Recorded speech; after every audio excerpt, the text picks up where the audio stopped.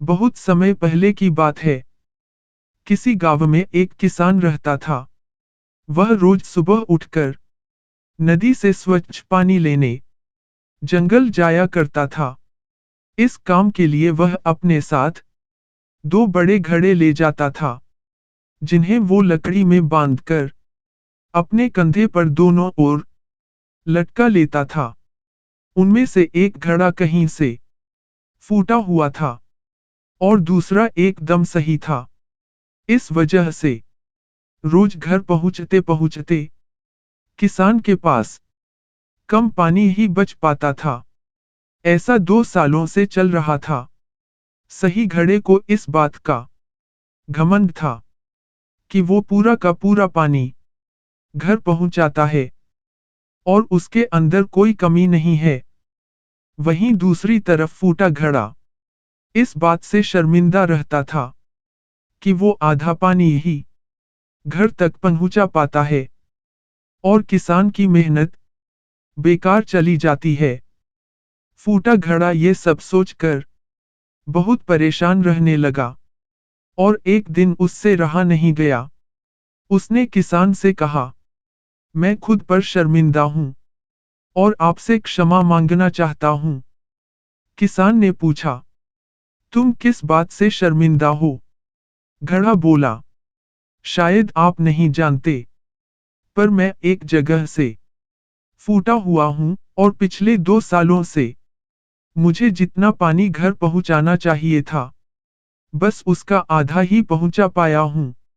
मेरे अंदर ये बहुत बड़ी कमी है और इस वजह से आपकी मेहनत बर्बाद होती रही है। किसान घड़े की बात सुनकर थोड़ा दुखी हुआ और वह बोला, कोई बात नहीं, मैं चाहता हूं कि आज लौटते वक्त तुम रास्ते में पड़ने वाले सुंदर फूलों को देखो। घड़े ने वैसा ही किया। वह पूरे रास्ते सुंदर फूलों को देखता आया, लेकिन वो कुछ समझ नहीं पाया और मायूस हो गया। तब किसान बोला, शायद तुमने ध्यान नहीं दिया। पूरे रास्ते में जितने भी फूल थे, वो बस तुम्हारी तरफ ही थे।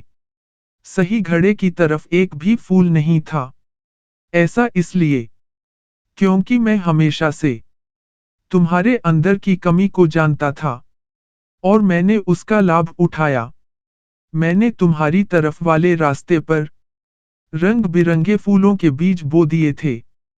तुम रोज थोड़ा थोड़ा करके उन्हें सींचते रहे और पूरे रास्ते को इतना खूबसूरत बना दिया। आज तुम्हारी वजह से ही मैं इन फूलों को भगवान को अर्पित कर पाता हूँ और अपना घर सुंदर बना पाता हूँ। तुम ही सोचो, अगर तुम फूटे हुए नहीं होते तो क्या ये सब कुछ हो पाता? शिक्षा। दोस्तों, हम सभी के अंदर कोई ना कोई कमी होती है, पर यही कमियां हमें अनोखा बनाती हैं। उस किसान की तरह हमें भी हर किसी को वो जैसा है वैसे ही स्वीकारना चाहिए और उसकी अच्छाई की तरफ ध्यान देना चाहिए। जब हम ऐसा करेंगे, तब फूटा घड़ा भी अच्छे घड़े से मूल्यवान हो जाएगा।